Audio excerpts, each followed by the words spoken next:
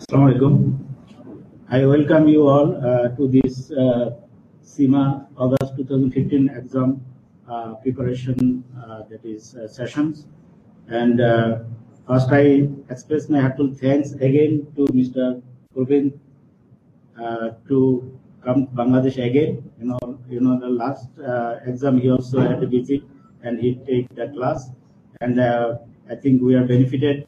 And the result is that maybe there are 5 our members they appeared, and out of that 4 qualified. So considering the percentage, it is a very big percentage. So this time I expect that more members will participate in the exams, and as well our that is pass rate will be better than the previous one. And I expect that 100% will be the pass rate these sessions. So this is another opportunities here. I can share with you, because the whole class, 2 days our whole class will be recorded, and it will be in our websites. So our colleagues, they can use this class for as per their future needs also. And tomorrow the whole class will be the online, so you can ask the question online basis. And our members, those who are outside of Dhaka, like the Chittagong, we have 30 members they registered, and also enjoy this class. So today the whole class will be recorded, and you can use this class as per your future needs. And tomorrow the class will be totally online, and that will be recorded. So you can use this, that is online, class in future also. So even in ICMAB, because in future we have also the plan from the July semester, our whole class will be the online basis. So that in Dhaka Center, the class which will be organized, this class that is outside of Dhaka, like Chittagong, Kumilla, and our other, that is the branch council, the students can also enjoy the same class. So I do not want to prolong my my speech. So I again express my thanks to CIMA and Mr. Provin to come to Bangladesh, and I think you will enjoy this. And I want to also give the thanks to the ATI. They are also our IT partner. We have a MOU with the ATI. They arrange these online class systems here. So thank you very much. Thank you. Enjoy your class. Thank you. Mr. Provin.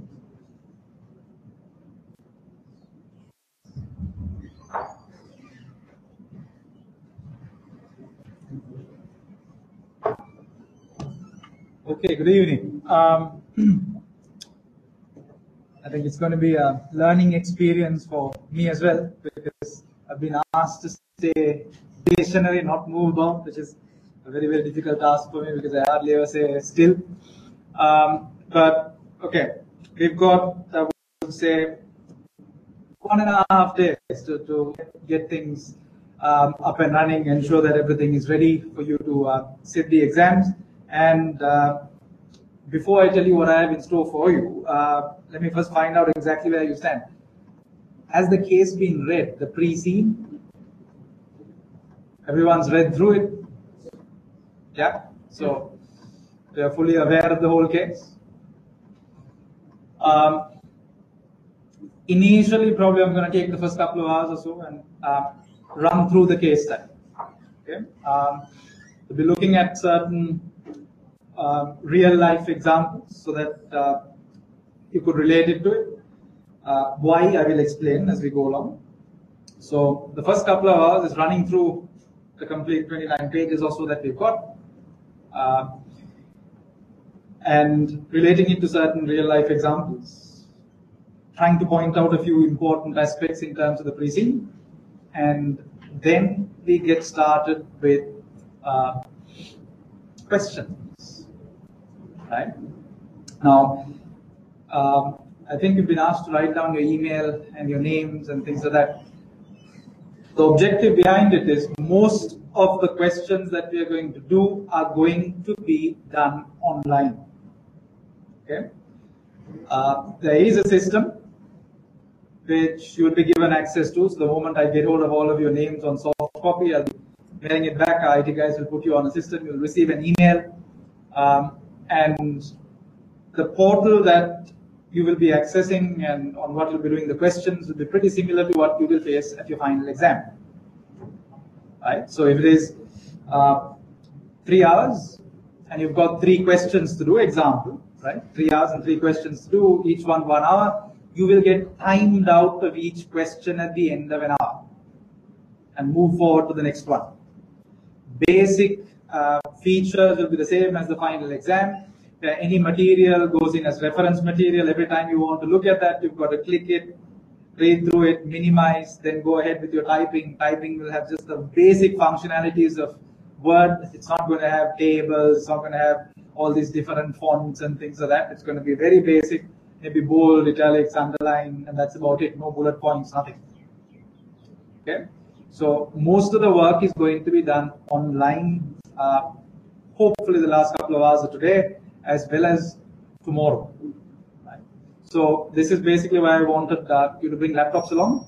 Plus, you also need to have internet access. Right? You need to have internet access so that you can access the system and you can do that exam. You can even do these exams, the mock exams, all of this, even from home. So we will answer X number of questions over the next couple of days, and you will continue to have access to the portal where you can answer a few more questions as well, right? In fact, in total, you're likely to see about 7 mock exams. 2 of them are very short, they're about 1.5 hours each. The other 5 are 3-hour mock exams, which deal with a complete range of scenarios. And it's about getting you used to the final exam, right? And try to replicate the final exam that you'll be sitting as closely as we possibly could. Okay? So that's going to be the objective. So discussion-wise, I'm not going to be teaching you too much newly, right? It's just a discussion so that we can share whatever ideas that we have, and then we'll try to ensure that it is focused on what CIMA requires at the final exam. Okay, so to get us started, rather than me running through the case study, I just want to harp on a couple of points. I'm sure you're aware that CIMA has this donut, 4 quadrants that they talk about. You've got the business skills, people skills, leadership skills. Come across that? Yeah? And technical skills, the 4th one. Each of them about 25%. In fact, the leadership skills is supposed to be 26%, but we'll disregard it. We'll just say 25% each. And in terms of passing the exam, right, there are 2 criteria that need. Okay. Number 1, you need to score 80 out of 150. Right? So effectively marked out of 150 and 100. So the target is 80 out of 150. I didn't say this, but just to make life easier, let's just say it's about 53% roughly. Okay, but target we're going to set ourselves is about 60%. That's what we can try and achieve. Okay, that's target number 1. Target number 2 is out of each of the 4 quadrants. That's technical, business, people, leadership. You need to score a minimum of moderate. So CIMA has 3 different levels. Scale, which is no good, moderate, and strong. Okay. So if each of those quadrants is worth 25%, okay, for you to be ranked as moderate, your minimum score will be 1/3 of that 25%. You need to score minimum of 1/3. Then you're regarded as moderate. If you score below 1/3, which is roughly 8%, okay, if you score below 1/3, it's a fail. And if you fail any of those 4 categories, you fail the exam. Right? So there are 2 things you need to be able to match. 1, score 80 out of 150. 2, across all the 4 competencies, you need to have a minimum of moderate. Right? Any of those 4, technical, leadership, business, all of these different skills, if you've got less than moderate, it's a fail. Okay, so students technically can score 90 out of 150 and still fail the exam, right? Because they've scored less than moderate for one of those 4 categories, right? So if you score 1/3 of the marks from each of those categories, you're regarded as moderate. If you score above 2/3, you fall in the strong category. So more than 1/3, moderate, more than 2/3, strong.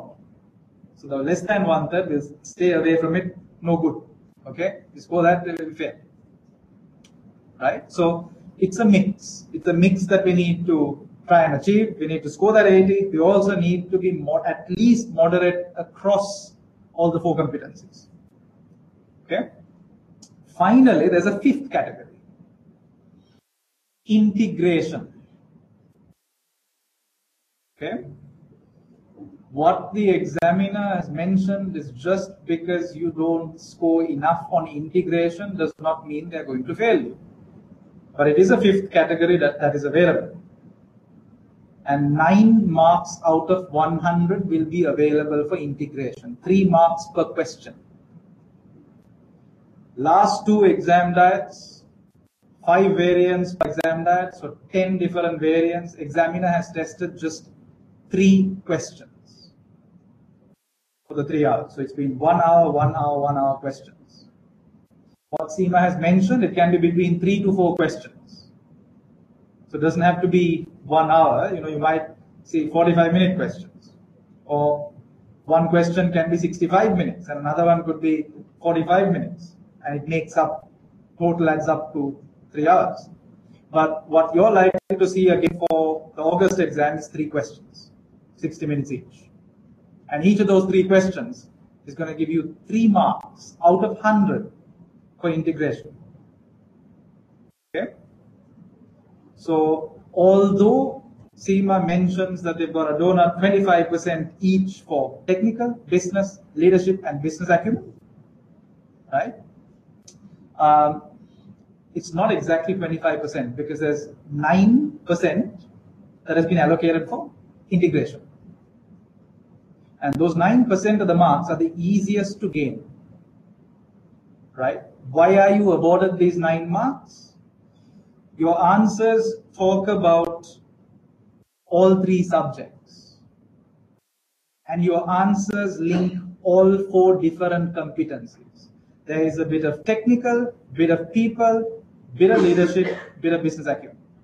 To give you an example, let's just say that Glory decides to buy a new football player. I can talk about the financial commitment because it's going to be costly, especially if they buy them from another club. There is a transfer fee involved, which you have to pay the other club. In addition to which, you've got the weekly or the monthly salary that needs to be paid to the football player, which is in addition to the transfer fee. But you will receive certain benefits in return. If it is a big brand, if the football player is a well-known brand, your ticket sales will go up. Right? Chances are that you'll get more media publicity,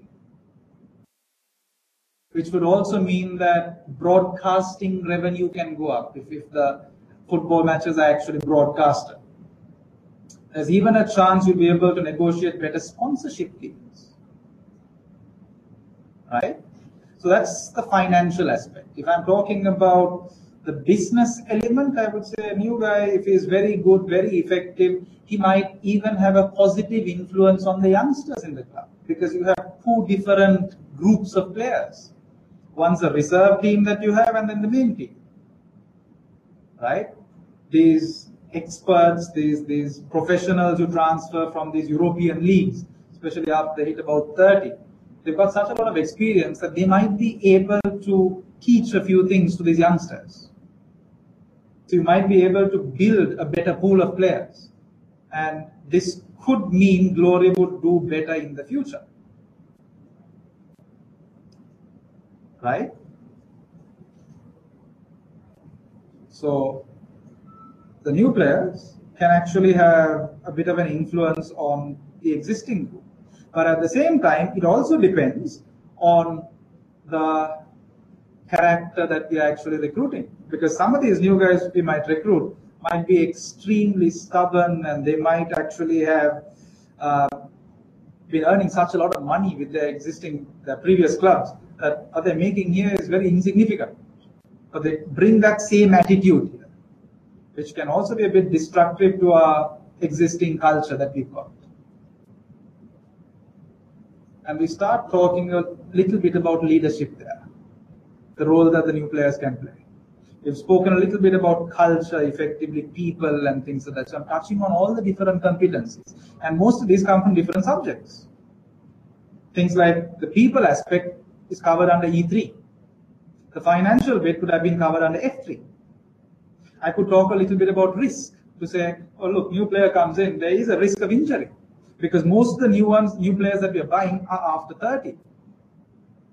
They're over 30, and usually they have hit their maturity and are more towards their decline stage by the time they come to some of these leagues like the Well-Doing Soccer League. Because we can't afford to pay the big money to buy some of these key players. So they only join these type of leagues once they have actually gone through their growth, their maturity, and towards the end, when they're towards the decline, they join on these smaller clubs. There's a high risk of injury. You pay a lot of money to buy them, right? In our context, it's a lot of money. And if they get injured and they don't play the rest of the season, it's a big risk for us. Have I touched on all the three subjects? Have I touched on all the different competencies I have? I've got my 3 marks for integration. And you do this in a maximum of 2 paragraphs. Every question you answer, 2 paragraphs, which talk about all the different competencies, which talk about all the 3 different subjects. That will give you 3 marks. Into the 3 questions, you've got your 9 marks out of 100.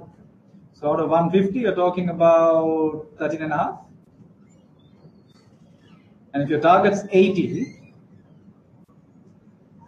right? If your target's 80, you only need another 67.5 more. And examiner's comment is that a majority of students are scoring 2 out of 3 marks. Very few score less than that. So even if you say 2 out of 3, that's still 6 marks. And out of 150, that's 9. Okay? Which means you're still looking for another 71 to pass, which is not difficult to do if we gather it as we go along. Okay? Things to stay away from. Stay away from just using too many models. Just because you're aware of SWOT, you're aware of PESTLE, you're aware of all these different models or TARA framework when it comes to risk management. Don't just mention it. If you're not going to apply it, don't mention it, because they don't give you any marks for it. Right? The misconception that the examiner says students have is they expect technical marks by just mentioning a model. 0 marks for that. You need to apply the model. Right? Real life examples, you can bring them in. You will get marks under business acumen if it is relevant to the scenario.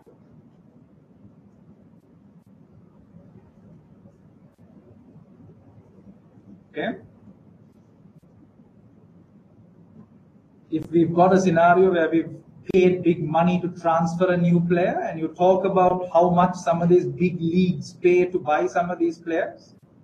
Gareth was one of the most expensive transfers. 80 million pounds was the value of the transfer. Same with Cristiano Ronaldo, right? 70 plus million pounds. So if you mention something like that, yes, it's relevant. If you talk about Glory is a listed football club. You want to relate it to a listed football club, what's the example we could use? Manchester United. Yeah? So you want to talk about that, but yeah, it's fine. Provided you're applying it to the scenario rather than just mentioning examples randomly. Okay, so every question, if you've got a real life example that you know about, go ahead, use it, provided it's relevant to the scenario.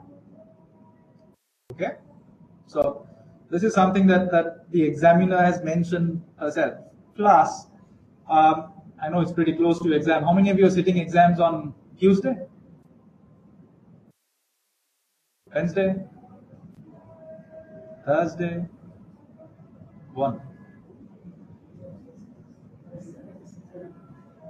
Everyone's on Saturday. Anyone on Friday? Friday. Yeah, so Friday, Saturday is generally the trend, isn't it? Okay.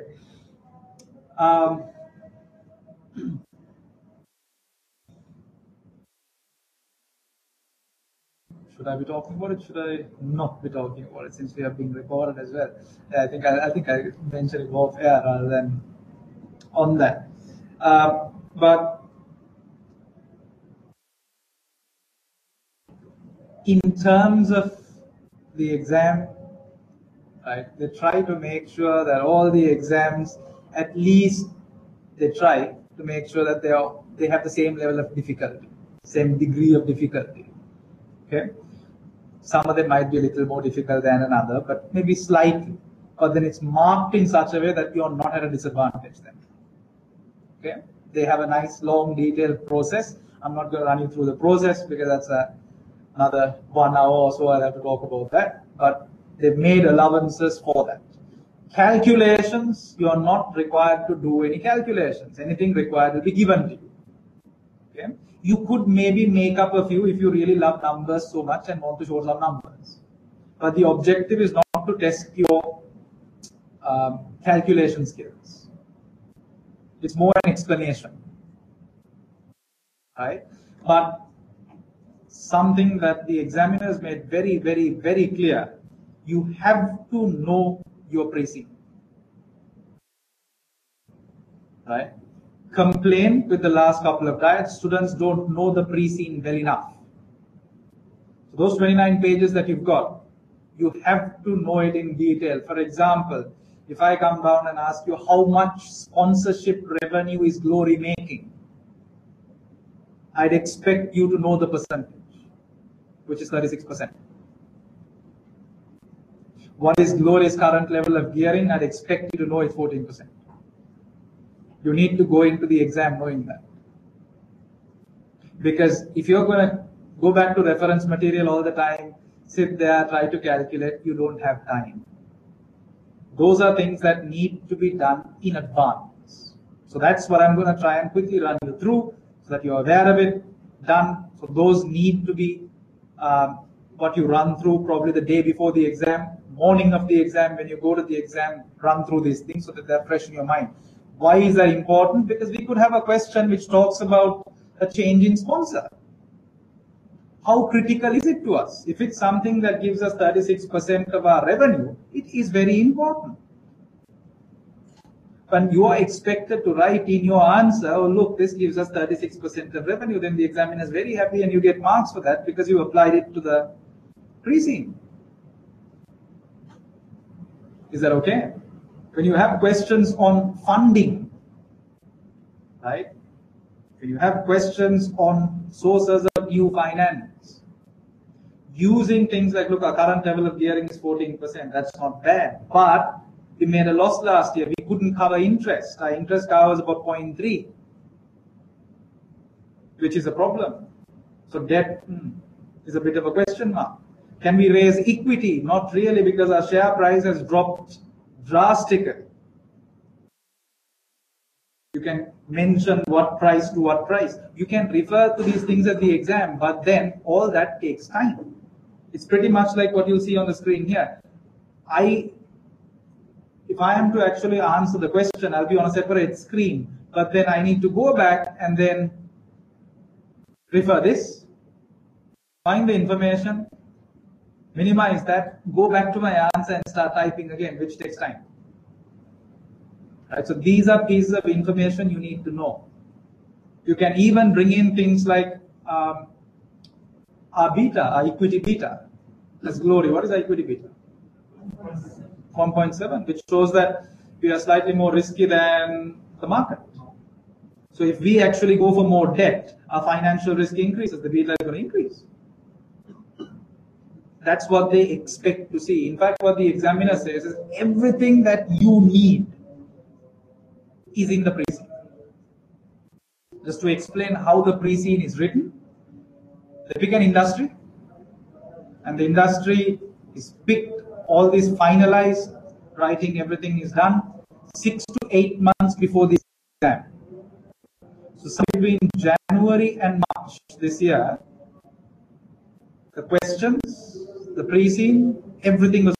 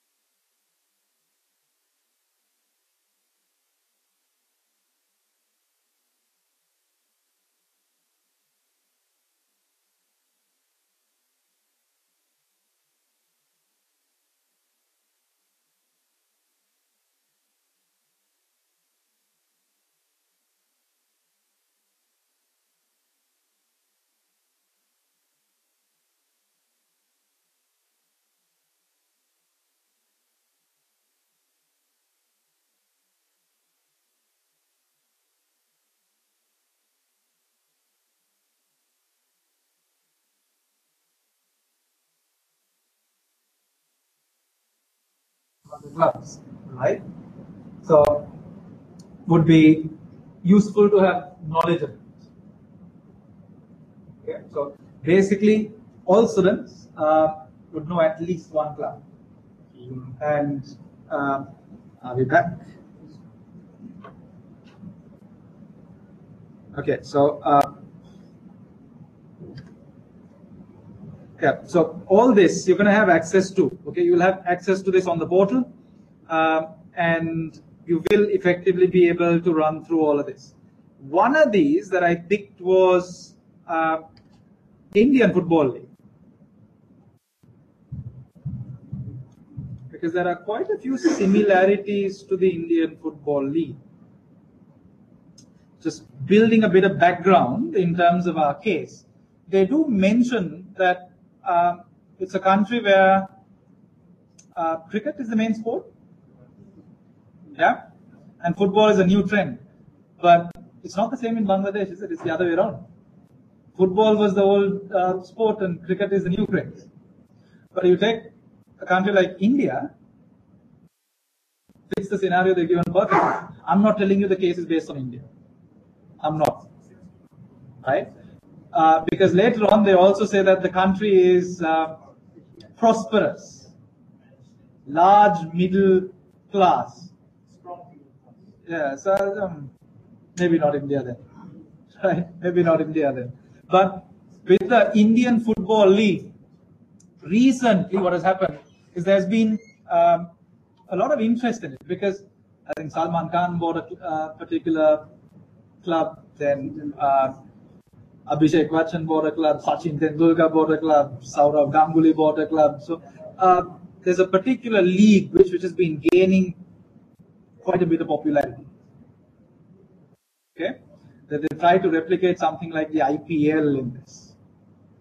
Okay, so hence one of the groups of students was asked to actually run through the Indian football leagues. Okay, so that they have an idea of how the new league starts up, what challenges they face, the whole thing. So you will have access to this. So nothing really to worry about. Let's very, very quickly start going through our case study.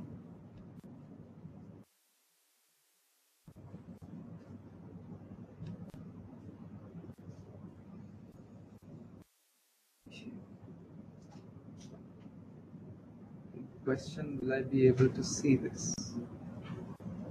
I'll get my hard copies ready.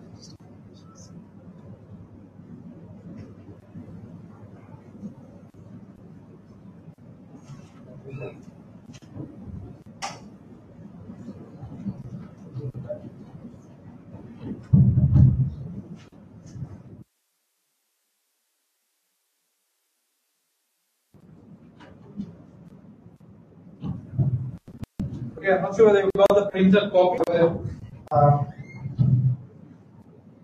You just have the soft copies. It doesn't really matter. Let's quickly get started on the pre-scene. You can just make some notes along the way. Financials, I'm going to get you involved in doing some of the calculations, because otherwise you're never going to remember. If I just give you all the calculations, I could. I will, but not during our session here, because I want you to be scribbling little things down. You are currently the only person in this conference. When you go through this, probably on the way to your exam hall, you'll remember it better. Okay? Right. So, Glory Soccer Club. All that first bit gives us is, the first paragraph at least, talks to us about our role, Senior Finance Manager. So we are at a senior level. We'll be reporting to the board. Page 2. Yeah. So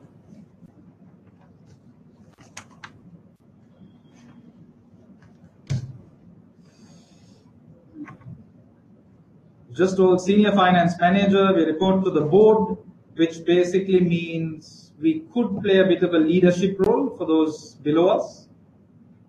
Right? We need to be able to work in a team with those at our same level. Right? Quite a bit of recommending and all of that required, so that the board can make their decisions afterwards. Okay? So it's at a much more senior level. you will be required to make more recommendations, give conclusions compared to the other levels of CIMA. And examiners look for this specifically. A question where you've spoken about the pros and cons or the strengths and weaknesses, but not given a clear-cut recommendation, you will lose significant marks. Right? So you need to recommend. Right? It's okay to say, yes, we need to maybe do a little more work, we need to have access to this extra information, but at the moment, it seems like this is the choice. Make your recommendation.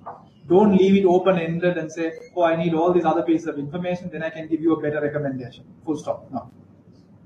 It would be good to have all these other pieces of information, but at the moment it looks like this is where we are. Right? Bring that recommendation in. That is a very, very important point. Okay? And second paragraph there, Glory is a soccer club, plays in the Veldhoen Soccer League. All of the clubs playing in that league are based in the country of Veldhoen, large and prosperous country. And that's where immediately India goes out of the window. But okay, that's page 1. Yeah. Change the layout presentation. Yeah. Click here. The presentation layout third one. And this one is. You can zoom the this one as well. Right. Not too much. To an extent.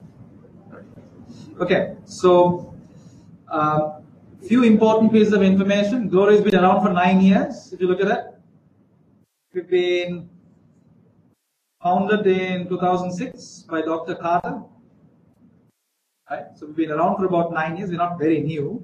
Founder of Glorious Energy Group. Quoted conglomerate, one of the country's largest companies, wealthy person in his own right, personal fortune not known, believed to be one of the 500 wealthiest individuals in the world. This to an extent almost speaks a little bit about Vijay Mallya.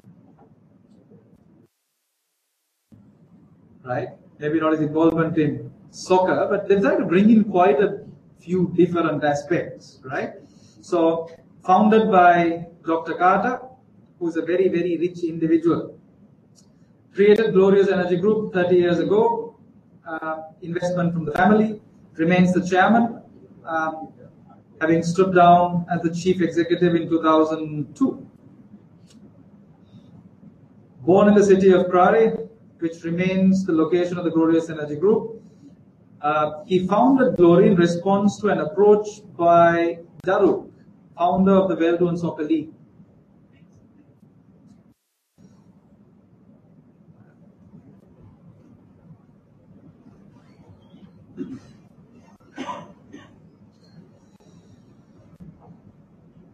He believed that founding a soccer club would be an interesting challenge. Believed that it could be commercially sound provided it was managed properly. Could also benefit the citizens of Prare and enable them to use some of the wealth, enable him to use some of the wealth to serve the community. So there's a bit of CSR that he talks about. Right at the beginning, he's a very rich individual, probably one of the top 500 wealthiest people in the world, and reason that he started Glory was thanks to Daruk approaching him. Daruk is the one who started up the Veldhoen Soccer League, and also because he wants to give back something to society.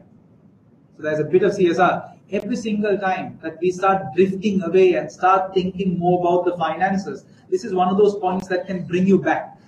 To say, look, one of the main reasons why Glory was founded was with the background of doing something in terms of society. Yeah, so keep linking into that. If ever we become too financial, okay.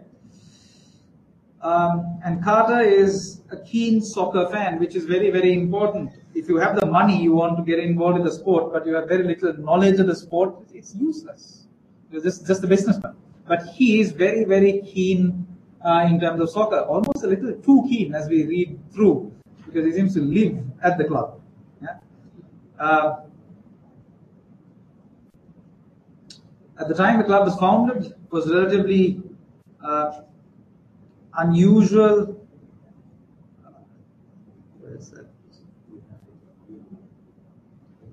minimize this further. In Melbourne, because the national sport is cricket. So there you go. Talks about what the national sport in our country is. So getting into this was something new. Carter is the club chairman, has a suite of officers at the club stadium, tends to spend at least 3 days a week at the club. So not just because he has the money, he loves the sport, he wants to give back something to society, and 3 days of the week he is involved with the club. What he does might benefit the club, might not benefit the club. Right? So sometimes he might be too involved, which might not be the best for the club. Okay? As you will see with the next couple of lines. Although some of the time is taken up with meetings relating to his other business interests, he enjoys inviting his business contacts to the stadium, and he will often take new contacts on a tour and introduce them to the team manager and players. Could it be a disturbance? These guys are training and he wants to introduce his business contacts. There's also a chance that this can bring in revenue to the club, sponsors. Right? But at the same time, 3 days a week you're disturbing training, if you do it on a daily basis, maybe not the ideal thing to do. Okay?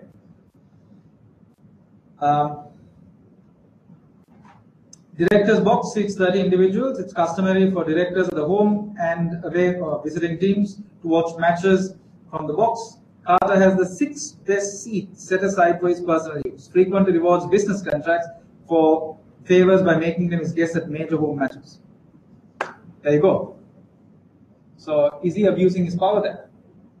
6 of the 30 seats, that's quite a lot. 20% allocated for him. So any favors that he gets from his business contacts, the reward, you get to watch the match free from these boxes. Right? And when we talk about these suites, I will show you through going through Manchester United's website. They don't just sell the game. They don't just sell the football match. Right? They even sell pre-match for a certain price, post-match for a certain price, being able to meet the players, right? And these boxes or these suites, they come with generally something like a 4-course menu, champagne, all of that, and could cost about £400 for one game.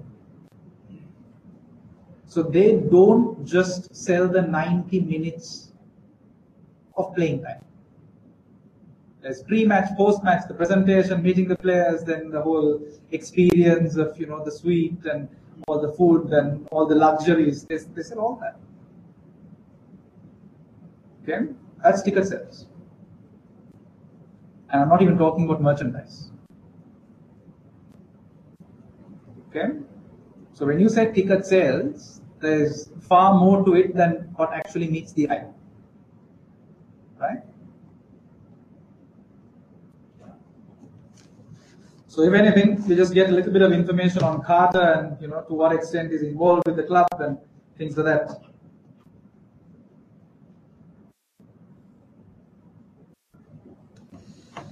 You are currently Well-known the soccer only person league. in this conference.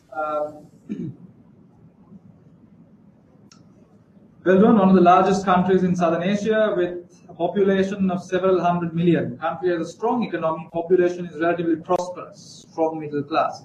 Important. 100 million people. Fact that there's a strong economy and population is relatively prosperous. Only then will they be willing to spend money, go watch these games. If the economy is not doing too well, one of the first things you'd cut down on would be entertainment. Right? So they're doing well, which is important. So that's one of the reasons why even the Melbourne Soccer League will do well. Sport is a popular leisure activity in the country with many Melbournians watching cricket on television and attending matches. fair enough, it's the most popular sport.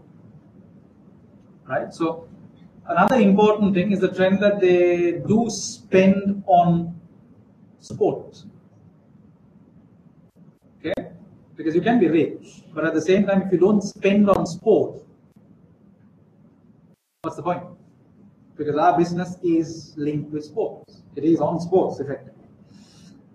Then we have a little bit of information on Daruk.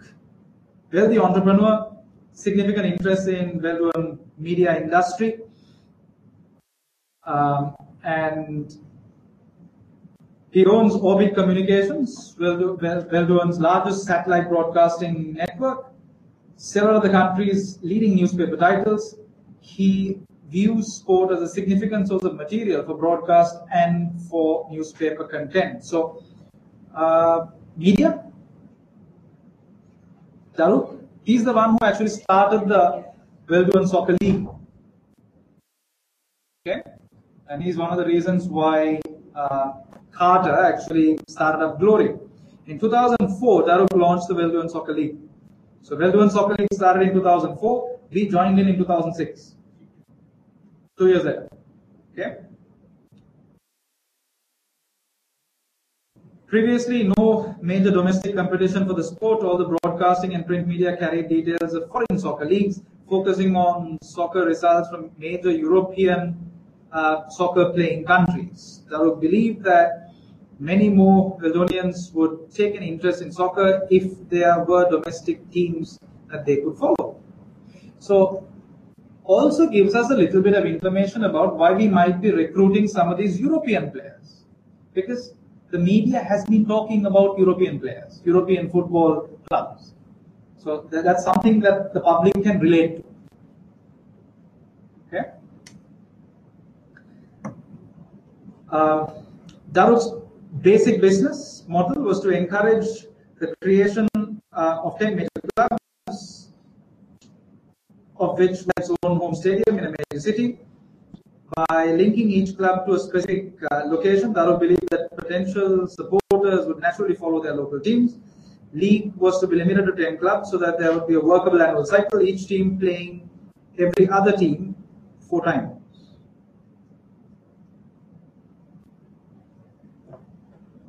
So chances are you're having what? 2 home, 2 away matches?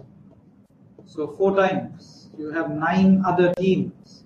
36 matches? Per team, per club would have about 36 matches in a season. 10 teams. If we take ourselves as one, there's 9 other opponents. You play each other 4 times. Okay, so that's your cycle. Why is that important? Somewhere in your unseen, you could be told, oh, 20 matches into the season. Okay, which means half the season's gone. Or you could be told, oh, that there's this problem, and it's the 5th, only 5 matches of the season have gone by. There's a significant part left. Maybe a major player, key player gets injured. And we know how significant one player can be. If you follow the last World Cup, Brazil, one player going down and they messed it up in style after that. Right? So, you could be very, very dependent on individual players here, right? Daruk's vision was for each of the 10 clubs to be an independent business in its own right. Clubs make money from 4 main sources. Sources would be ticket sales from spectators, fees for permitting their matches to be televised. You've got sponsorship and sale of merchandise. Right? 4 sources. Ticket sales, we have a bit of an explanation as we go along. There's even more that is mentioned because with ticket sales, you have home and away matches. Right? With the home games, we make major part of the revenue, but at the same time, we have to give a percentage to the away team. Okay? More of it as we read through. And we also make income from ticket sales because with the away matches, we get a percentage. And as I said, ticket sales, you can sell the 90 minutes, you can sell the time before that, you can sell the time after that, you can sell the suites. Right? But only problem is, how many seats have we got on these boxers of the suites? 30? 6 taken up by Carter. Rest of it we have to give to the away teams, directors and so on, so it's minimal. So do we have other boxers which we can sell, because those sell for a premium? Broadcasting, there's more mentioned on broadcasting. Broadcasting revenue depends on number of matches that get broadcasted. Not everyone makes the same amount of money. More popular teams, most of their matches get broadcasted. Less popular teams, lesser. Right? Sponsorships, very, very important. Okay, and we start.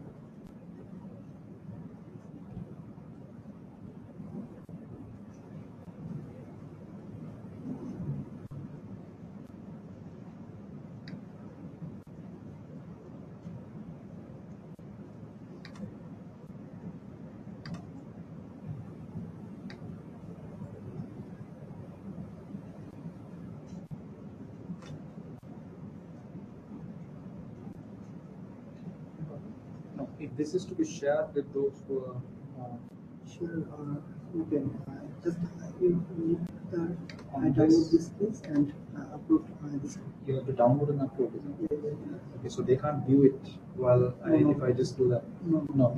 Okay. This time. Right. Okay. Fine. Right. So if you look at this, you've got the whole list. Right. I'm just interested in probably the top 3, 4, 5 clubs, and it gets even better. It's there from year to year, and I'm just going to take you back, to 2009. Look at this. Just look at it. Look at it. Most of this information will be shared to you. I'll even share the links with you. So, minimum work. By the way, what happened to those emails? Work in progress. Okay. See, 2009, Manchester United, most valuable club, $1,870 million. Followed by Real Madrid, Arsenal, and then so on. You'll notice Barcelona is 7, Chelsea 8, and much lower. 2010, Manchester United still the most valuable. And what has happened to the value? Both Real Madrid, Manchester United, you'd see change.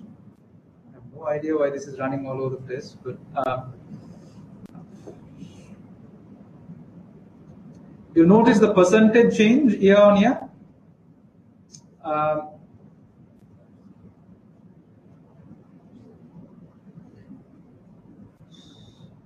And you will also see the values there. Revenues on the side as well. Revenues $459 million, 2010. And if you look at values, they're not significant in 2010. 2009, 10, financial crisis, all of that was in and around. And then you start seeing some major changes. Manchester United, 2010. 1835, Real Madrid 1323.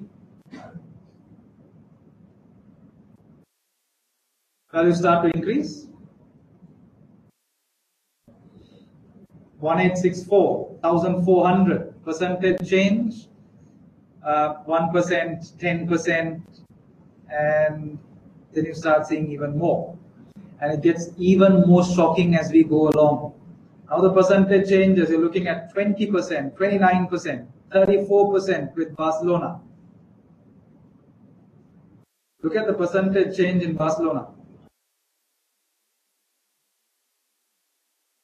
26% in a year.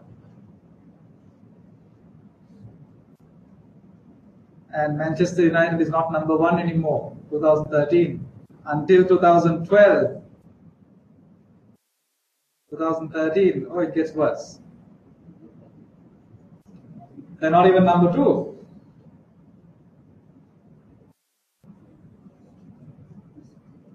And if you take 2008 to 2014, the value is doubled. You take teams like Real Madrid, Barcelona, the value is doubled.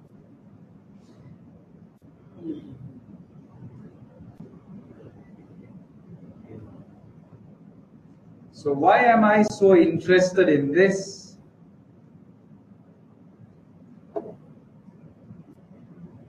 Technically, I should be able to go to that. Works.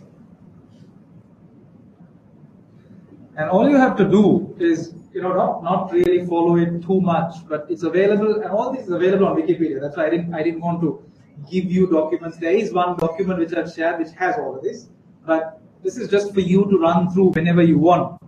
Look at this.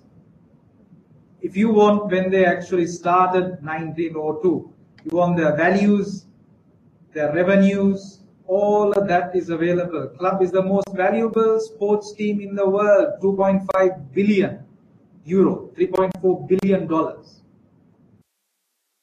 We as Glory are nowhere close to this.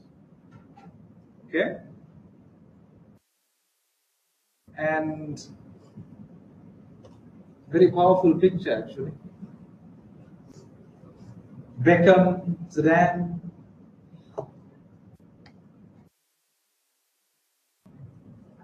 You go to the Real Madrid website, the guy's face that you will see will be Cristiano Ronaldo. It's there. And it's unbelievable to think another team actually sold him. Because the amount of sponsorship revenue and things like that this guy can bring in, I think his earnings is about $70-something million a year. His salary is about $50-odd million, and the rest of the $20-odd million he makes out of sponsorships.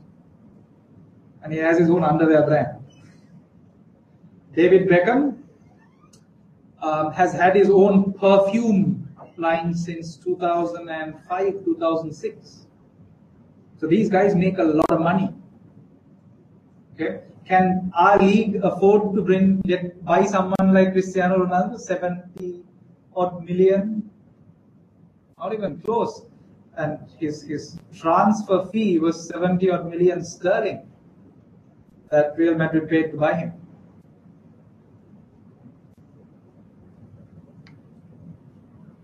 Why I said that this is very, very useful, it's got information on their kit. The playing kit, and this. For those of you thinking, sponsorships, kit sponsorships, oh it's 1 year, 2 years, look at this. How long has Adidas been their sponsor?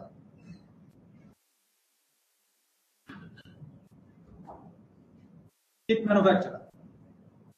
Since 1998, there is no upper limit. 2013, there is no upper limit.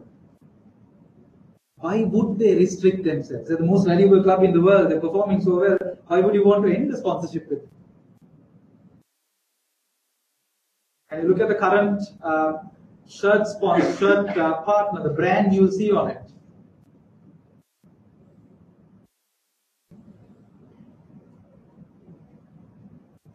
Emirates. Gareth Bale was transferred to Real Madrid for 100 million euro. It was 80 million pounds. Most expensive transfer. He's actually being sent back because he didn't fit in to Real Madrid. And the fans didn't accept him. Good player doesn't really matter. If he doesn't blend into the culture of the team, fans don't accept him. You're in trouble. And he was even was almost physically abused in the car park because he did not pass the ball one particular game. He didn't pass the ball to Cristiano Ronaldo, and he missed the shot. That's how seriously the fans take this sport. So buying a player, why am I talking about this? Buying a player, he might be a very successful player, but if he doesn't fit into the culture, if the fans don't accept him, you might still get rid of the player. So you need to evaluate the player very, very carefully before you buy him. Real Madrid paid a lot of money to buy him. 80 million sterling or 100 million euro. Can you use this information when it comes to acquisition of players? Enjoy. This is why I'm talking about it.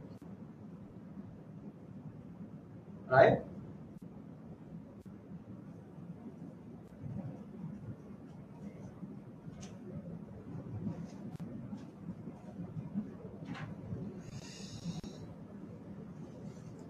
Real Madrid TV. Real Madrid TV is an encrypted digital television channel operated by Real Madrid, specializing in the club.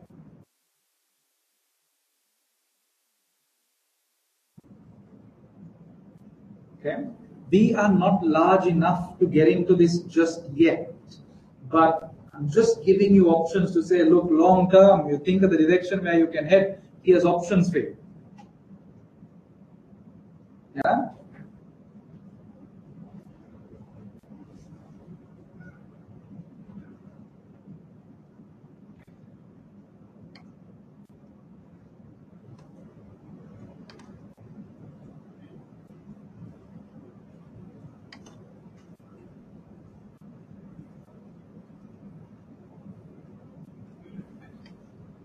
Manchester United.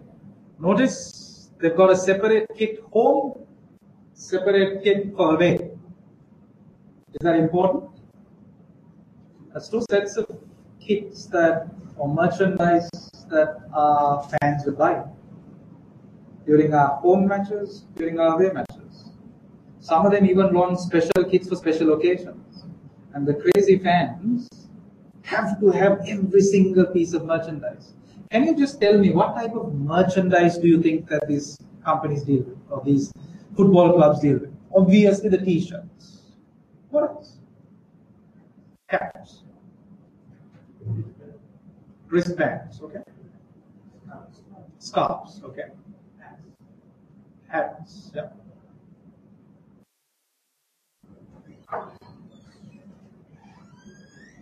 That's it?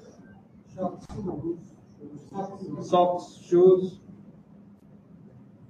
And I'm about to give you the shock of a lifetime.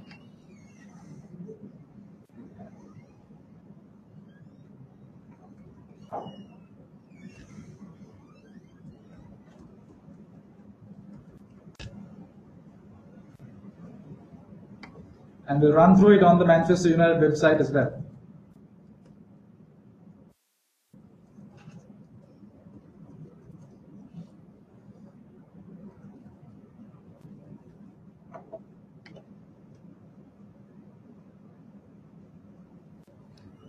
Which one of these is pictures or images? This one?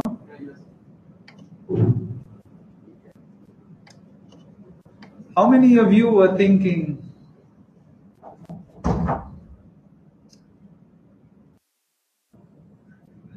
mugs, books, ducks, sofa, or it's a chair or whatever that they've got. Key tags, bottles, bags, cutlery, Manchester United cutlery. You've got spoons, forks, knives, watches, scooters, card holders. When we say merchandise, we think of the most obvious ones. Wallet, teddy bear. And it just goes on. In fact, they even have a Manchester United dog feeding bowl. They even have this Manchester United stay off the lawn, those things that we put on the lawn. There's Manchester United and stay off the lawn. Anything and everything they can put their brand on and sell, they will call it merchandise and design. And also looking at this, you'll realize who their shirt sponsor is.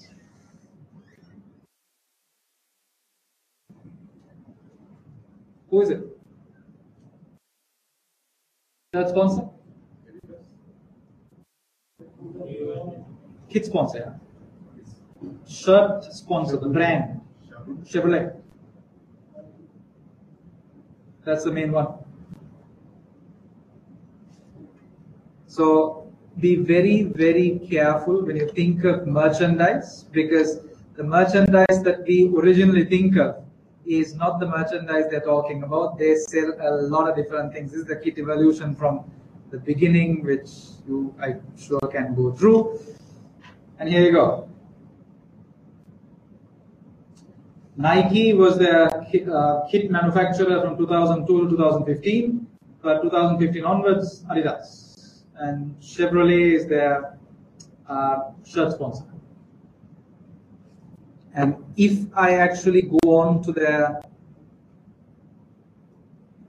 website, because I'm particularly interested in them because they are a listed company, okay?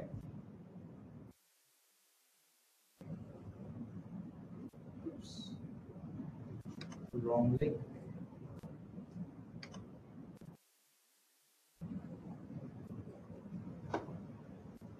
You'll notice the sponsors there. So when we talk about sponsors, automatically one thing that should register, not only are we going to put it on our kits, not only will you see the sponsors in our football stadium, it will be there on the website, it will be there on social media, right? Which is a very, very powerful mechanism. Their next football matches, the schedule, the playing 11 updates, social media. And they need to have an active website.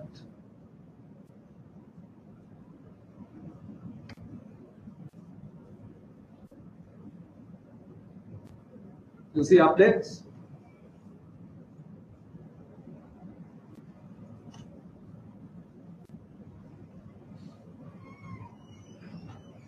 Sponsors, but all this will be updates, telling them exactly what is happening. So fans keep up to date with this, and you'll notice Facebook, Twitter, all of this, Google Circles, Google Plus, whatever, they're on all of this. They keep the fans posted on this. How much information do we have in terms of Glory and social media, Glory and website? It is an absolute minimum. That's all they mention, nothing else. Okay? So this is a very, very powerful tool. We need this. This could be a weakness that we have. Could be an opportunity which we could take advantage of.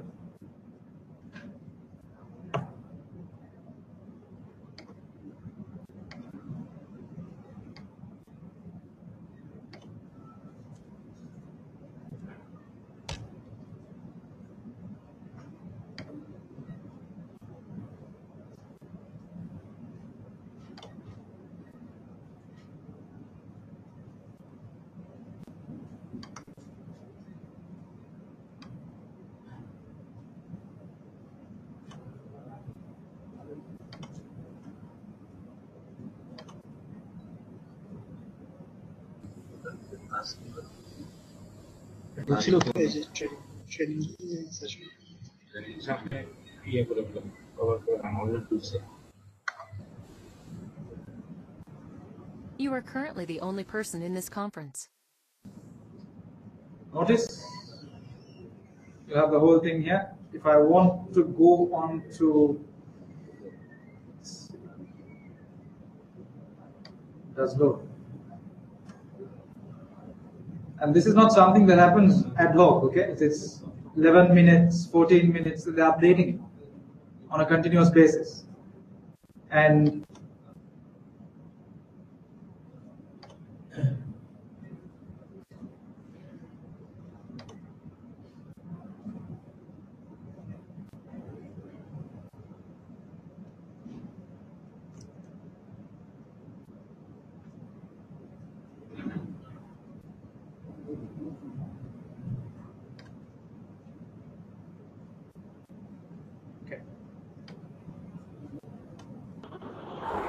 these are future games. Yeah. 22nd of August, 12th September. Where are we at today? So let's say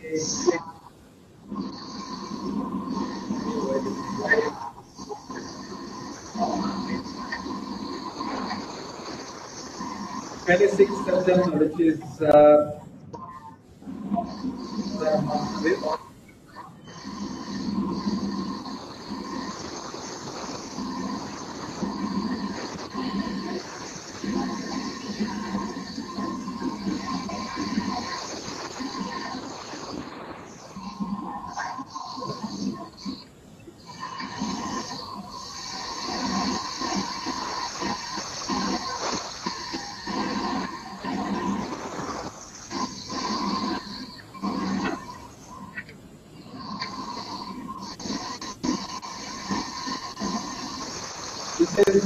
more than a month away.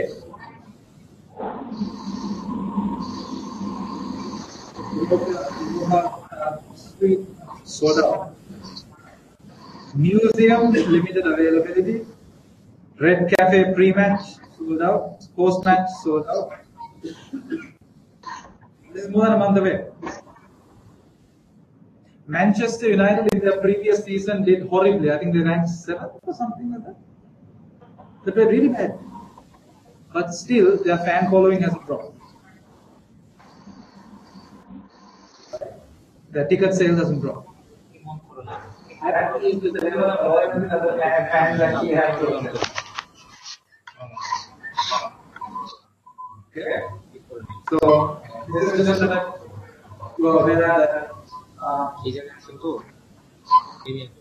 it's not just about a long time.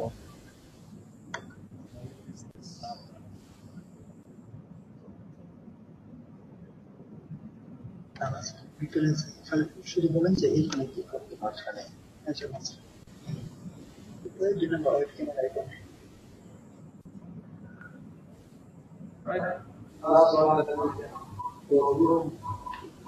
Same রুমে হওয়া কি কইতো এটা of করে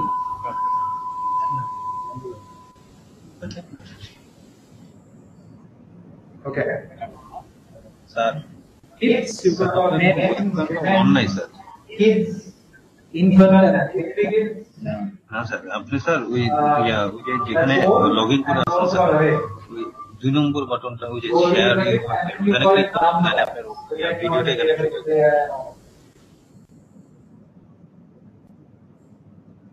training জি sir sir সেকেন্ডটা ওই যে আপনি যেখানে লগইন করছেন একদম বাম সাইডে সেকেন্ড ওই যে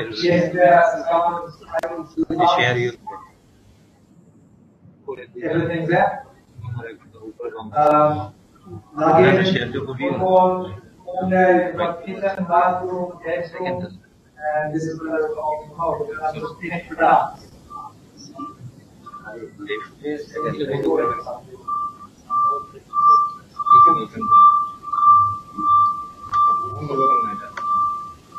You are currently the only person in this conference. Dog leash, and they've gotten rid of the bowl.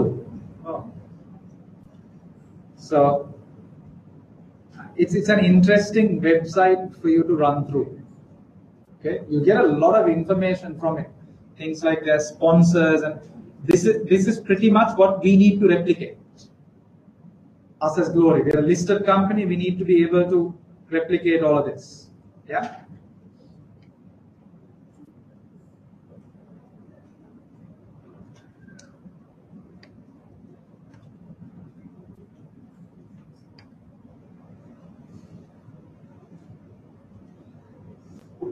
And this is for the investor part of it.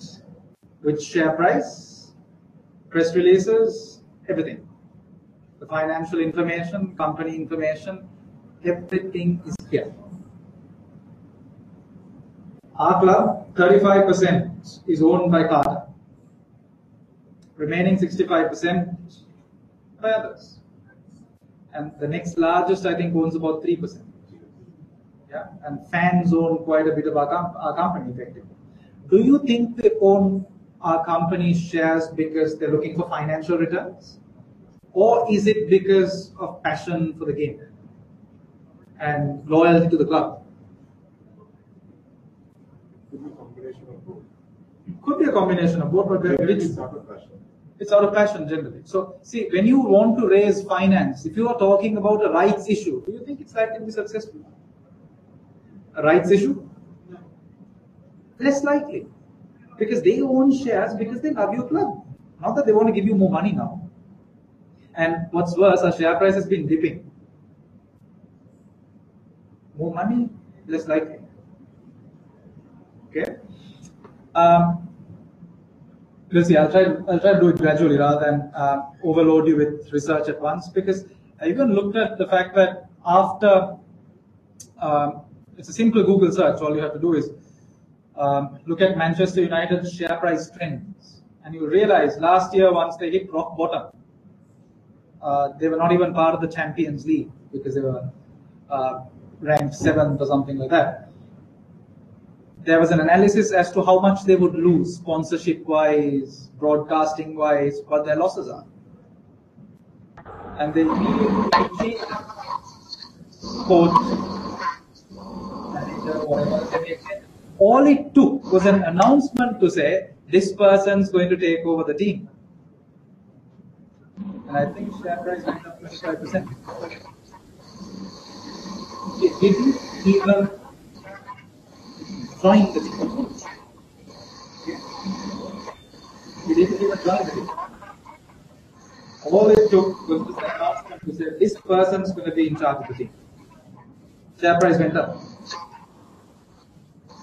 So what will our share price respond to? More we win, right? Larger our win percentage. Sponsors will be willing to pay more because their brand gets more exposure. Broadcasting revenue goes up because chances are a winning team's matches will be broadcasted rather than a losing team which is at the bottom of the table. Ticket sales will be up. Merchandise sales will be up. Fans will want to buy your merchandise if you are a winning team. They'll want to come to more of these games. So all this put together, financially you will do well. So fair enough, winning teams, their share price keeps going up. Sometimes you make a good buy, a very, very popular player. Share price goes up. Heard of, some call him Jose Mourinho, some call him Jose Mourinho. Heard of him? Manager of Arsenal now? Chelsea. How has Chelsea fared in the last couple of years? Very good. So how critical is the role of a manager? And he's one of the most arrogant managers going around. You should watch some of his interviews. The documentary on Jose Mourinho, which I can share if you have been right, because it's a large file. He walks up and he talks to a press gathering. The way he addresses it is very different. I'm the best. What do you think is the best club? You think someone else is better? The next best team, 10 points below us. They're the best. Simple as that. And you can't argue with him because he's performed. Right? So, the manager plays quite a bit of a leadership role in that team. Right? Very, very critical role. Chelsea actually turned things around after he joined. Right? I'll even show you the rankings in terms of this team. Right?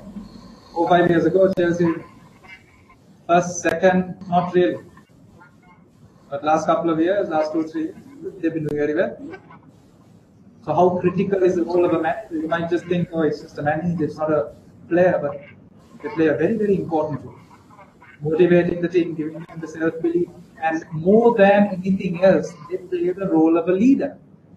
They are the face of the team. Team does well, they are the ones in front, although of course they don't get most of the credit for it. Jose Mourinho takes the credit for it. Right? They do badly, but the first ones to be blamed.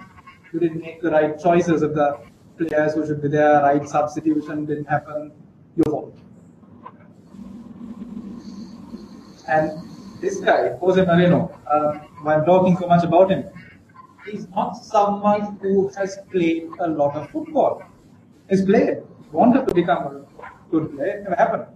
But he actually initially started off as an interpreter, translator.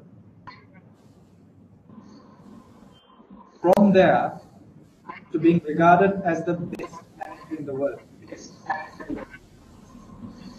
Right? He is regarded as the best manager in the world.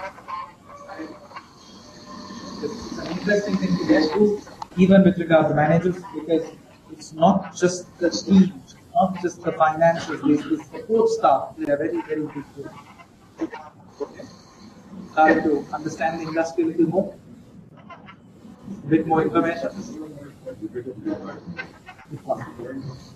Yeah. He's the one, I don't know, he's going to be a role model for him.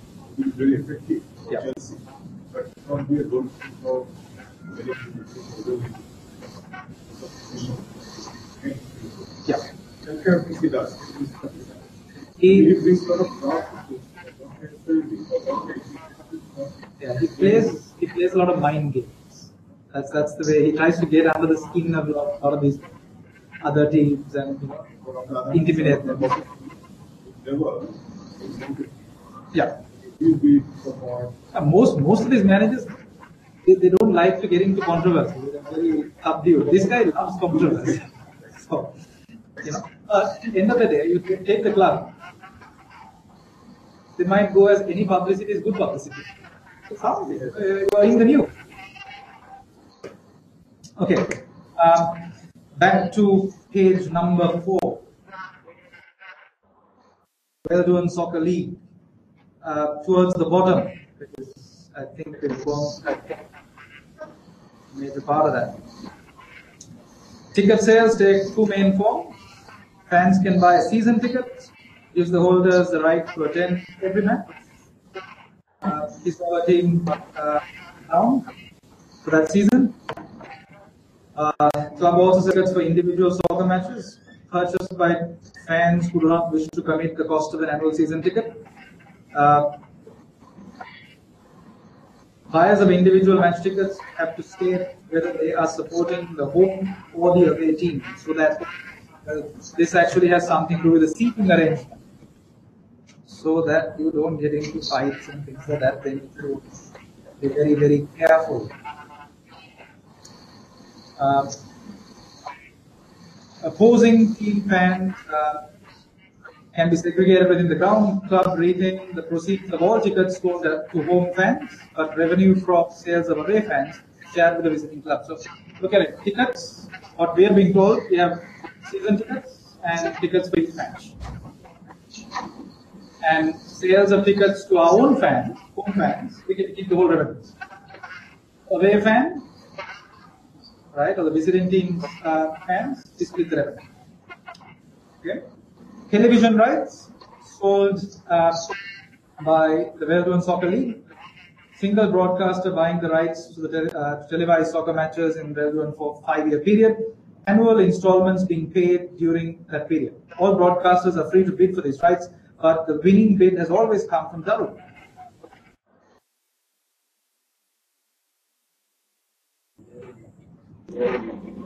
Implication.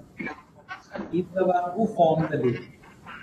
2004, and he's the one who's been getting the broadcasting right.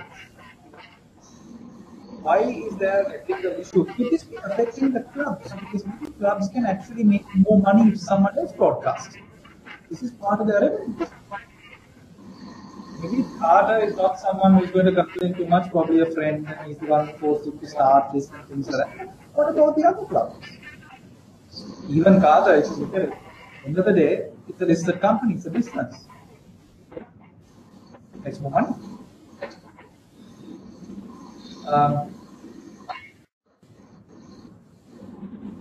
The annual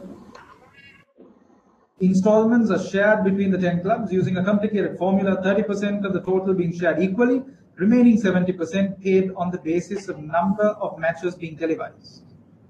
So it's a very, very low percentage shared equally, 30%. Rest of it depending on what percentage of matches get televised. The more successful you are, more matches get televised. More matches get televised, more revenue you get. Expectation is that every team will appear on the television at least twice every season, but popular clubs with lots of supporters appear more often. Orbit focuses more on matches involving at least one club that is ranked towards the top of the league as the season progresses. Expectation is that more viewers will watch the popular club, especially if the match might have an impact on the outcome of the league championship. There you go. Merchandise tends to dominate, to be dominated by club shirts, fans wearing the same shirts as their favorite players. Also, still accessories such as hats, scarves, and so on. And you saw the long list. It's not just this. Every club has a logo that is a registered trademark, so merchandise can only be manufactured by the club or by other manufacturers who have paid a royalty. Okay? Sponsorship is paid for by commercial organizations that pick to have their names and logos on players' shirts, advertising hoardings around the club. They are visible to the television broadcasters. Clubs can, in principle, be sponsored by any organization that is willing to pay. Popular clubs can charge more for sponsorship rights, just like we've seen with Real Madrid, where there's no upper limit to when they want to stop the sponsorship because of the exposure that the brand would get.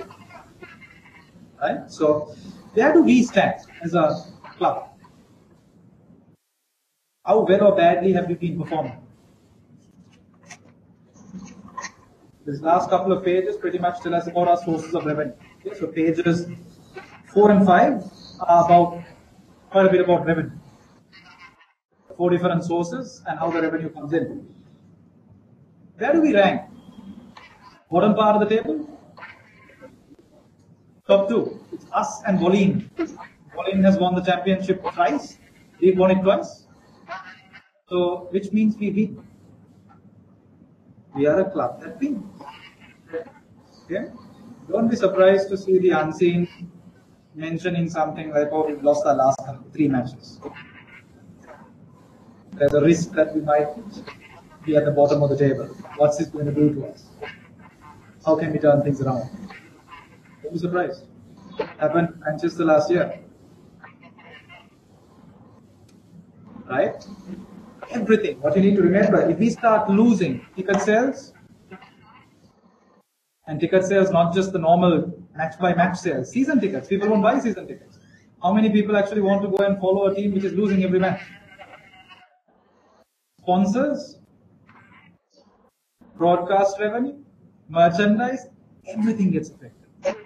All of these factors are linked on you winning. Right? So that critical success factor really is winning. Okay, it's you might want to say, oh, it's how we play the sport and things like that. At the end of the day, the success of the club depends on whether you win or lose. Right?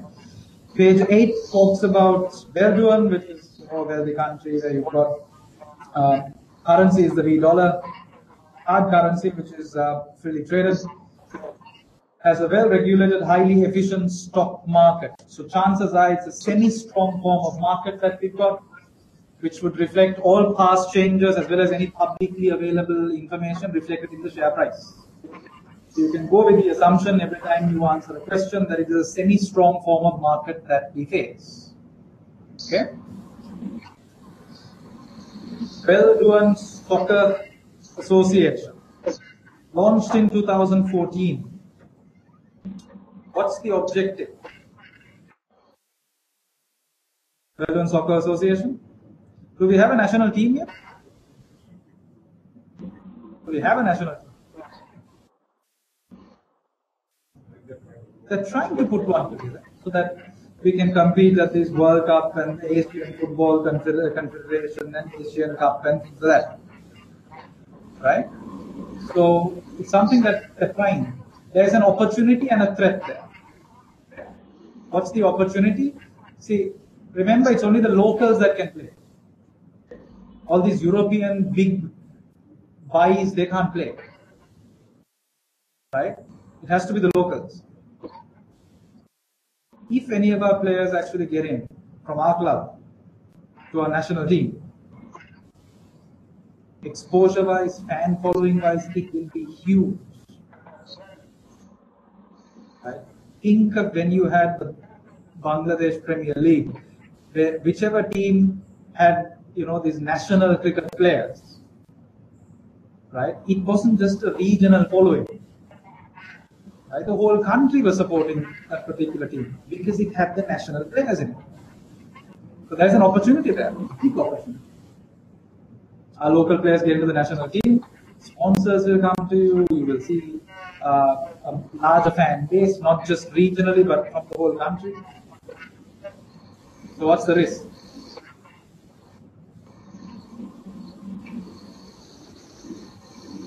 The risk of injury. More matches get played, risk of injury. There's also a risk that these national matches would conflict or fall at the same time as our season, local season. You might lose some really key players. Could bring in a bit of an ethical dilemma for these players, because do they play for the national team or do they both play for their club? It's a situation you don't want to have. Think of the talk that goes around when cricketers pick the IPL over their national team. It's an issue. So those are things just to keep in mind. So that is with page 7. Plus, do we have a national football stadium? We don't. So where do these matches get played? The club stadium. This is another opportunity there, which is off-season.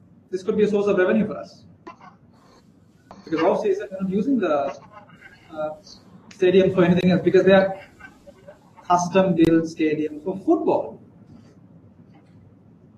right? That's another opportunity. That's pretty much what you'll see on page 7. I'm just trying to rush through things a little. Otherwise, we will be spending just a little much time on this. Page 8. Oops.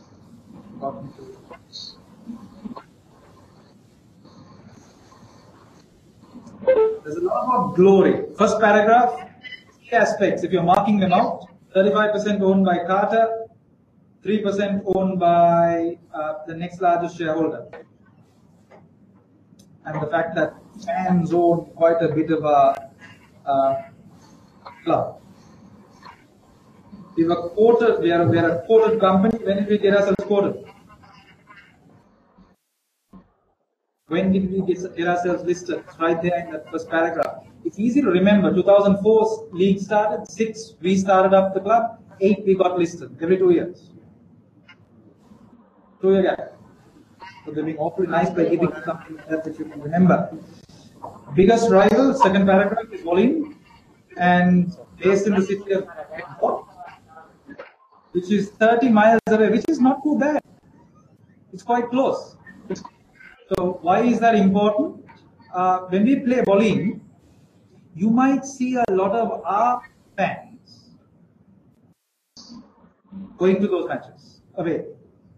We might, when we see bowling coming to our place, to Brare, playing the matches, we'll see quite a large number of away fans coming because of the close proximity.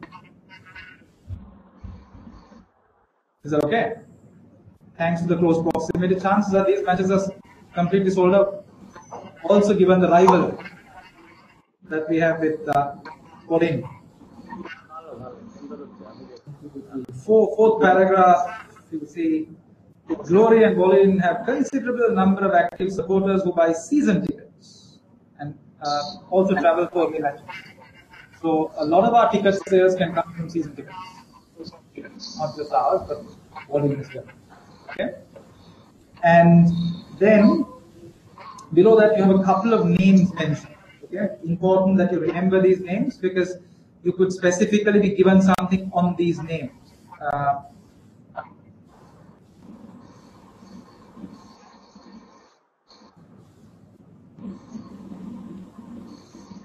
Team manager is Simon. Yeah. Oops, it is. Let me get rid of that. I think I need to stay away from that. I get rid of that. That's the whole thing.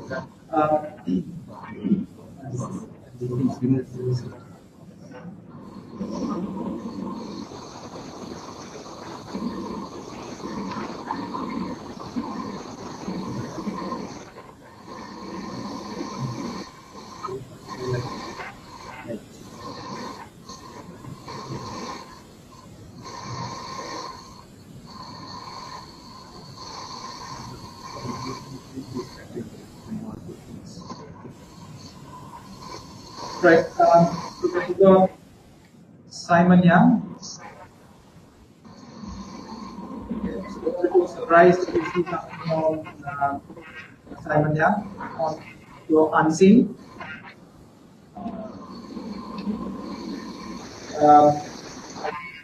Team manager, and I was trying to explain to you how critical a role that that the team manager plays.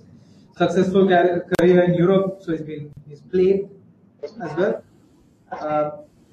Previously managed 2 second division clubs in Europe. There's the experience, supported by a number of coaches. The assistant manager is Kurt, whom he specifically requested needs to come there as his assistant.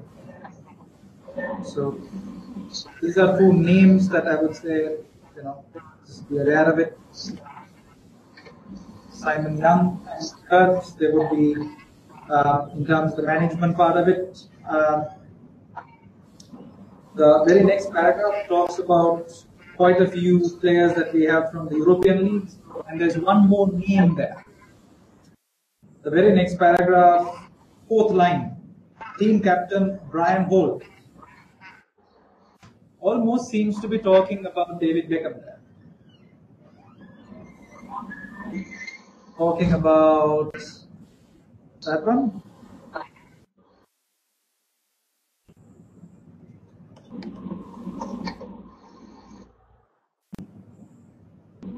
So his lead striker, team captain Brian Holt, captain one of the most successful teams, his captaincy on to a younger.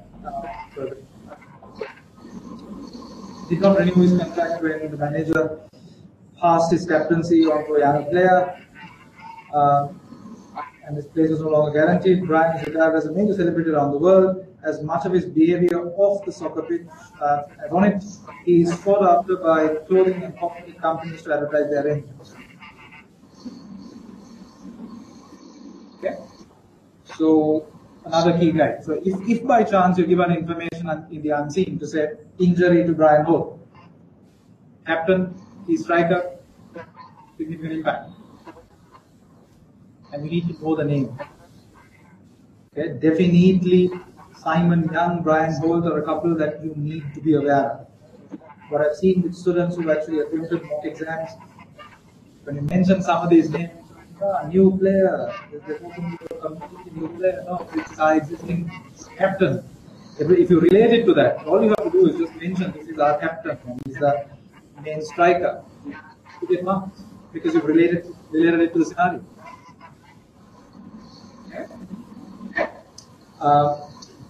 Last paragraph there talks about the fact that all the clubs in the league are looking for new talents, they're looking at finding new players, and the last bit there tells us many soccer players have reached their peak by the time they are in their very early 30s, but are keen to continue playing. They'll join less prestigious clubs for a few years before they retire from playing. This is where the well-known soccer league comes in. We can't afford the very, very expensive players, the ones who are at their peak. See, soccer players are at their peak between, I would say, 19 to about 30. And even when they're 19, play initially at a second level, second team, whatever. By the time they break through to the main team 21, 22, 23, somewhere there. So effectively a soccer player's life is about 7 to 10 years. That's it. That is their life cycle. Beyond 30, they hit maturity, and if anything, they're going to decline. Then they start going to the smaller leagues, which is where we get the majority of our players, European players. Because we can't pay the big money to get them when they're playing very well. So every time we buy a new European player, there is a risk. Older the players, higher the risk of injury. Not just the risk of injury, there's a higher chance they will take longer to recover from an injury. They are slower than the youngsters on the football field. They have to be protected. They can't play every single match. Right? So you pay big money to buy them, and then you have to protect them as well. Right? Because if it's 36 matches that we've got in a season, it's very, very, very unlikely that these key guys are going to play all 36. Some of these key guys you want them to play those 4 matches against Volin, against those key rivals. So every time we buy someone from these European leagues, these big value players, remember that these are factors you can mention by default. It's risks that come with it.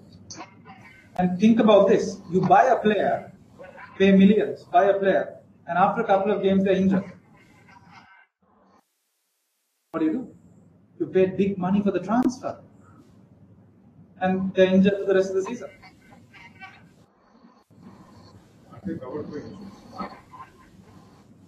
You insure.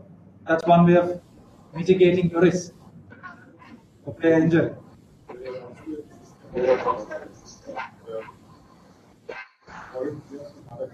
You can borrow players from other clubs, but with our rivalry going on in Melbourne, unlikely we can get someone locally. We'll have to borrow from outside, and again, it's going to cost us money. It's a small league still.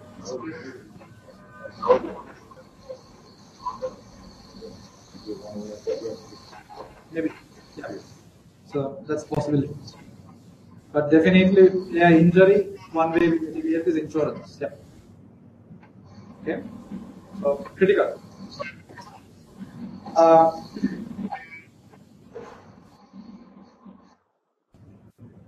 Right.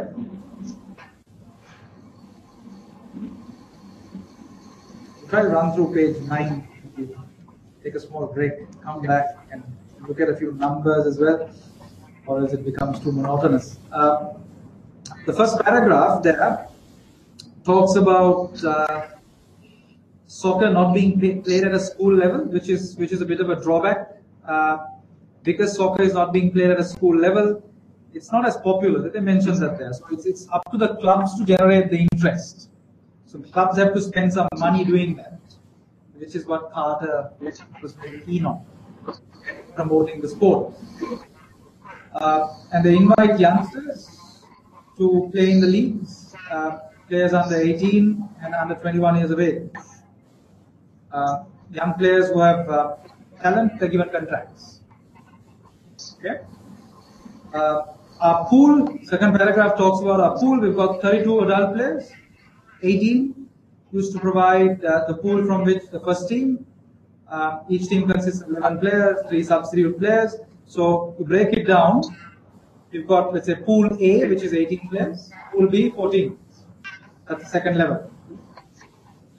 And second level players, you have matches organized against other clubs, the second level, so that they keep fit, and you can spot the ones who are in form, who are performing well, all of that, move them up to the first team.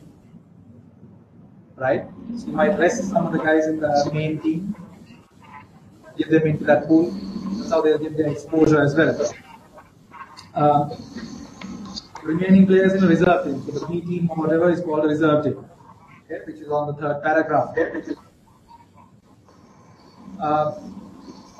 The next one is quite important again, because it tells us how the players' contracts work.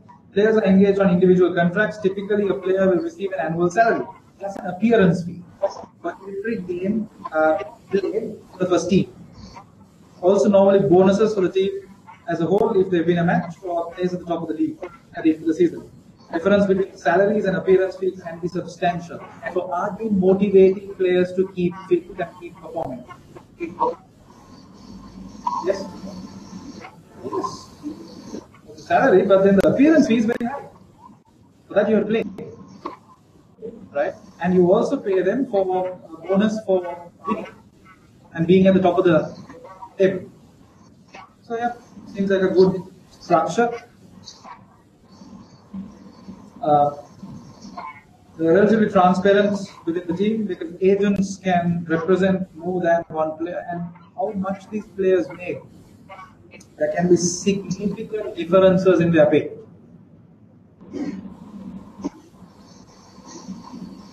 Out of the team, who is the most prominent? Yeah? Which group of players is the most prominent? Strikers.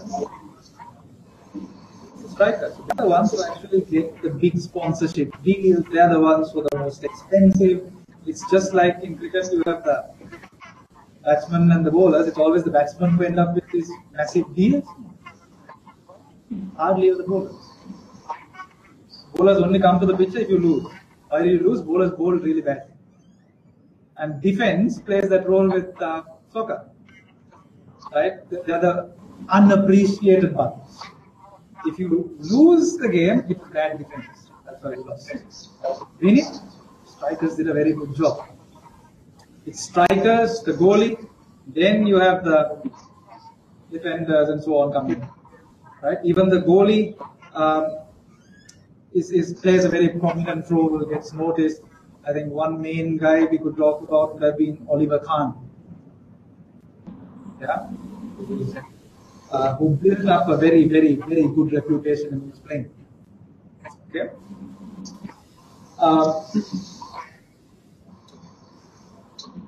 Agents fee is about 10% of whatever the players make. That's mentioned as well.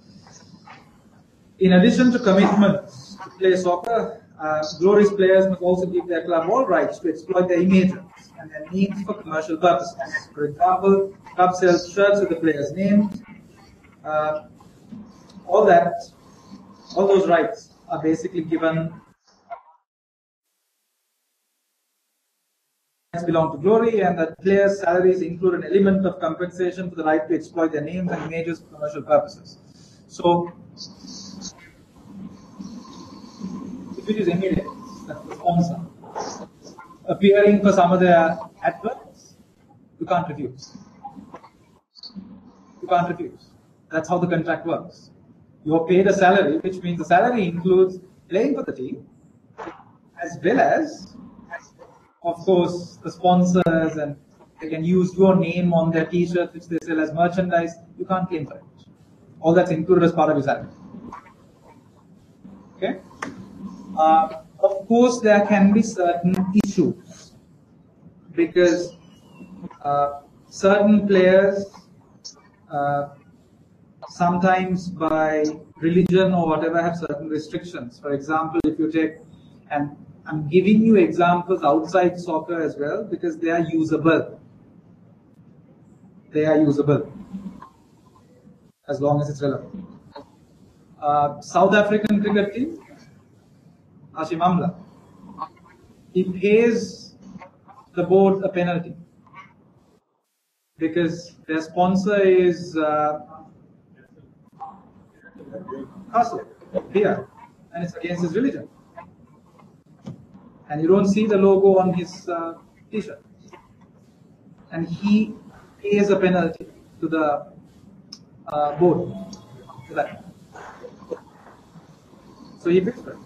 So it's the same when it comes to, again, there are restrictions, I would say, against interest. So most of these, if you have a sponsor which is into financing institutions or something like that, some of your players might have an issue with that.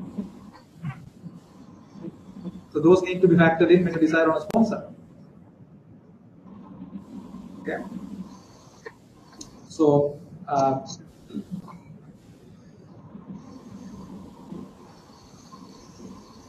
ethical implications.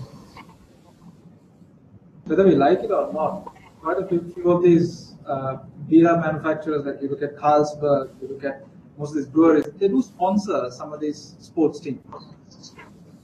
Okay, but you'll be looking at other aspects as well. Brand that you associate with, do they have a good track record? Because at the end of the day, all the players are going to be endorsing this,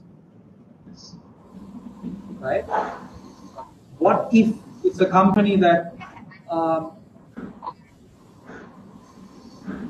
is into food, and you know the issues that companies like KFC, McDonald's, and all of them have faced, right? What if it's a company which is into cosmetics and they use animals for testing purposes? Do you want to be associated with that type of brand? You need to be careful, because there might be a temptation with a lot of money being given by the sponsor. And remember, because sponsorships can last a long time, some of these sponsorships have been signed over a 10-year period, 5-year period. It's fairly normal for that to happen. So if you sign up a sponsorship over 5 years, and let's say annually you're talking about $50 million, which is a very low value, okay? To sign up something like that. During the 5 years, you might have progressed so much through the league that at the end of the 5-year period, when the sponsorship gets renewed, from 50, you might get paid $100 million a year. It's not abnormal. It's because when they signed up the sponsorship 5 years ago, you were at a different level. And now, you are at such a different level that they're paying you double, sometimes triple the amount of money. That's fairly normal. You just need to be aware of what your market rate is before you sign up. Just because you see, oh, it's gone up by 5 million, let's go for it. No. Depends on how your ranking is. Depends on where you actually seem to rank in terms of the table, how you progressed. Sponsorship revenue can even double, triple. Okay? But few things that we need to factor in. Last couple of paragraphs there, what do we have? It's a breakdown in terms of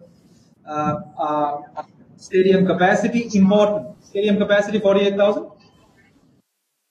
36,000 is 48,000. Visiting fans 12,000. So 36,000 allocated to the home fans. So it's effectively looking at a 25-75, 25% split. But then there's also the chance to expand it by another 12,000. 25% expansion is possible.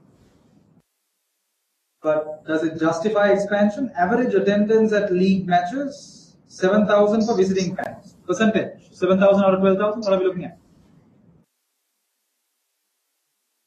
7 out of 12, what are we looking at? How much is it? It's a little more than 60%. Less than 60?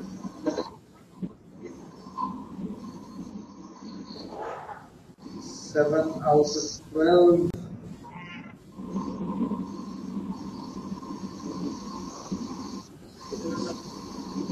Yeah, a little less, just a little less than 60%. But 26,000 home fans out of 36,000.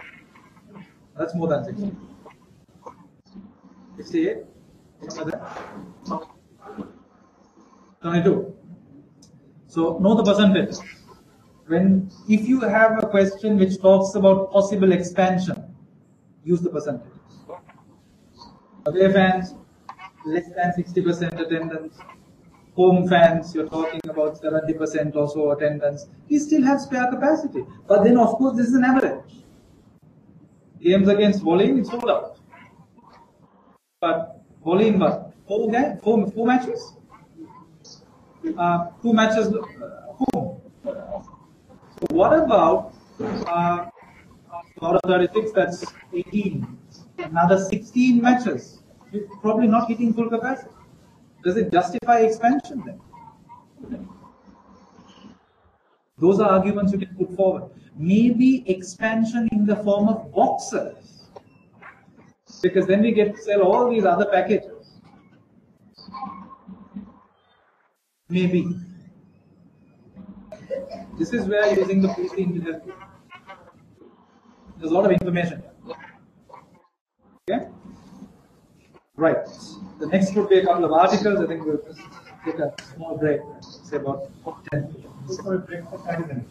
Join again at 7. 30 minutes. So, the prayer. Okay. Fine.